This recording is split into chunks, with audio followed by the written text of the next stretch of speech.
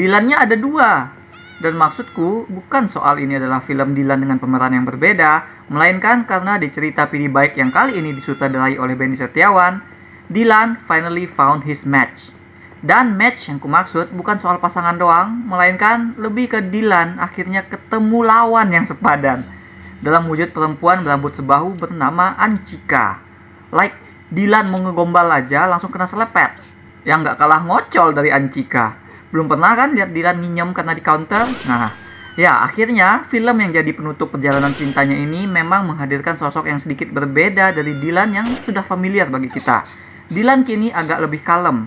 Dia sudah lebih dewasa dari terakhir kali kita menontonnya. Dylan sudah kuliah dan itu adalah tahun 1995 yang mulai bergejolak dengan situasi politik. Karena itu tentu saja kita jadi punya ekspektasi bahwa cerita yang dihadirkan juga harusnya jadi sedikit lebih dewasa daripada sebelumnya.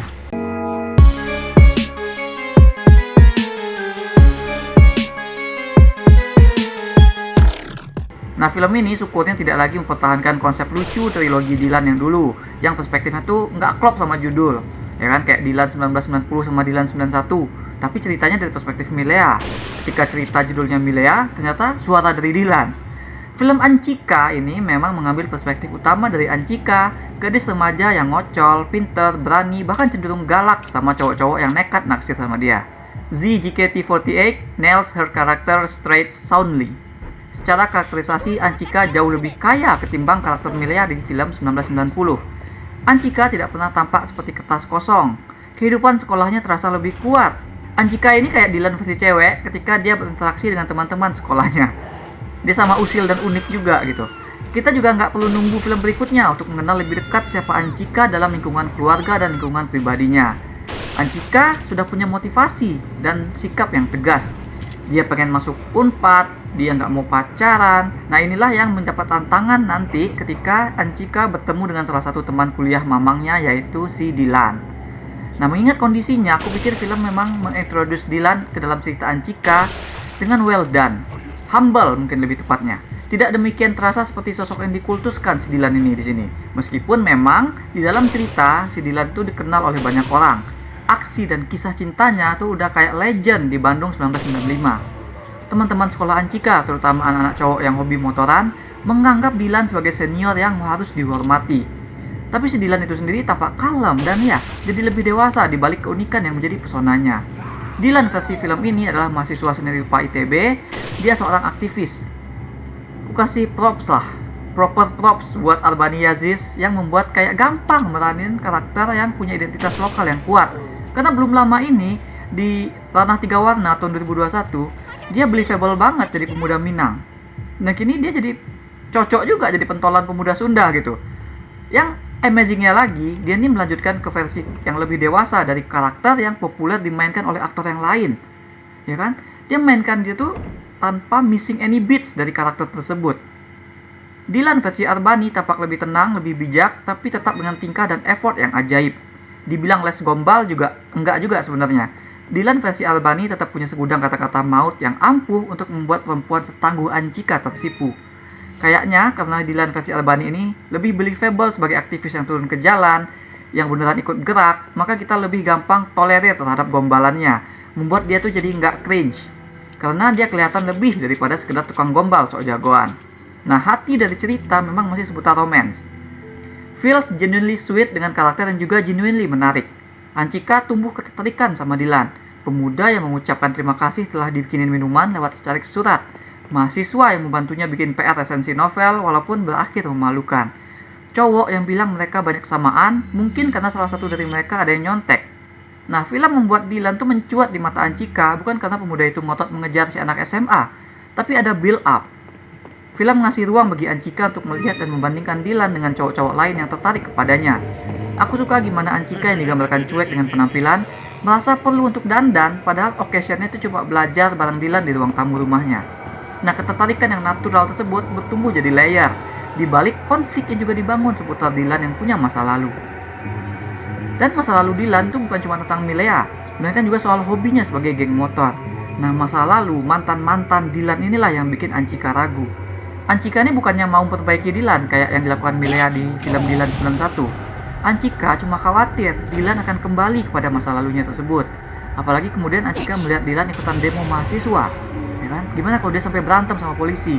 Nah, bagi gadis ini, cowok yang ia suka itu begitu volatil, bisa sewaktu-waktu kembali ke masa lalu dan itu berbahaya bagi dirinya.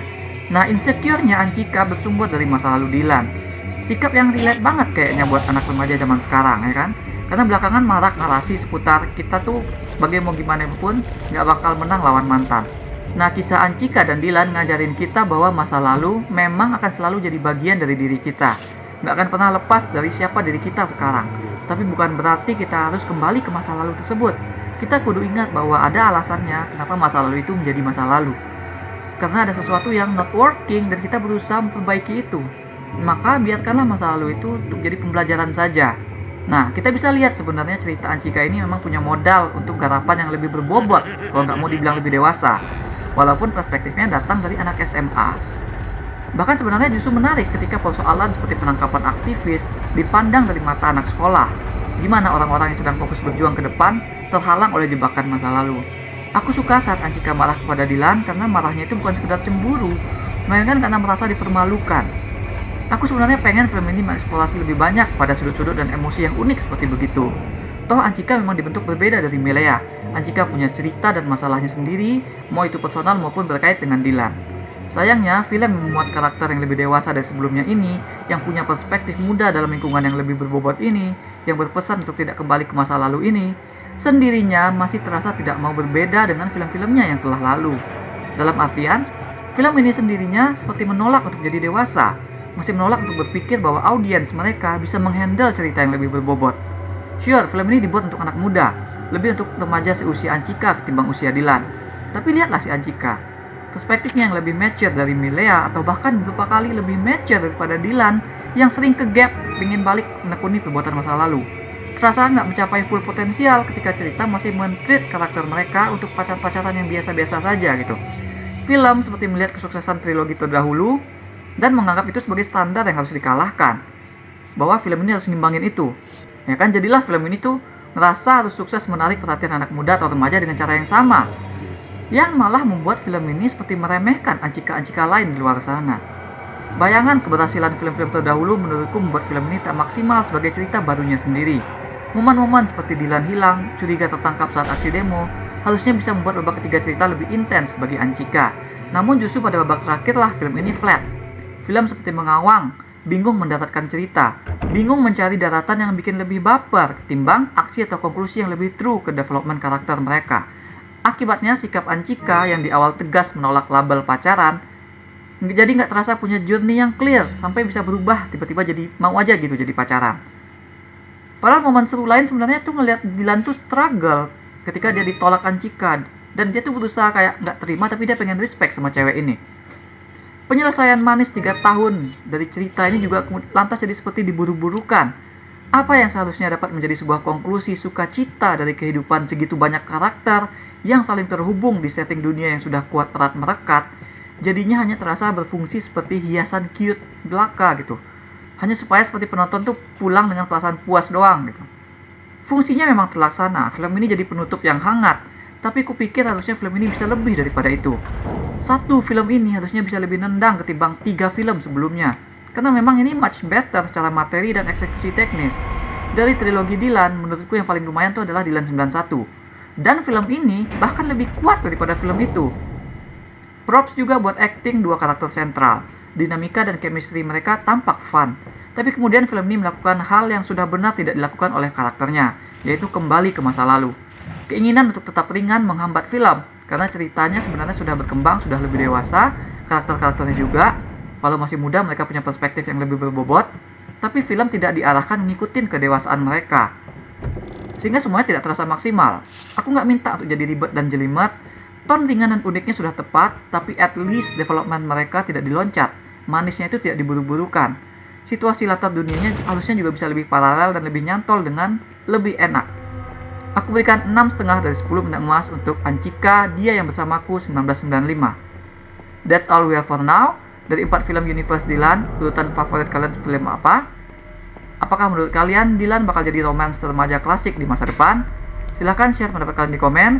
Jangan lupa hit like dan subscribe supaya nggak ketinggalan review-review dan playthrough lain. Kunjungi mydersit.com untuk review yang lebih lengkap.